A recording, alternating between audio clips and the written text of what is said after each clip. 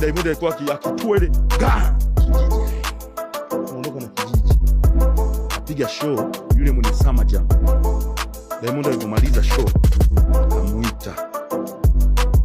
akamuita kwenda huko nyuma.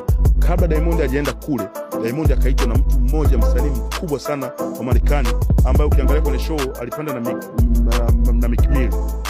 Ana macheni hivi. Huyo jamaa huyo ndio kwa mara ya kwanza nimeshuhudia yale mambo ya kwenye picha, kwenye movie. Tunaonaga kwenye movie unaona unapita kati ya gang yani unapitisha mateka wewe. Unapitisha kati yani unamtafuta tajiri kwenye kona kule kaka kwenye kochi. Macheni yamejaa. Ndio tulipitishwa na Diamond. Tulipita kati kuna majito haya cheki wala nini.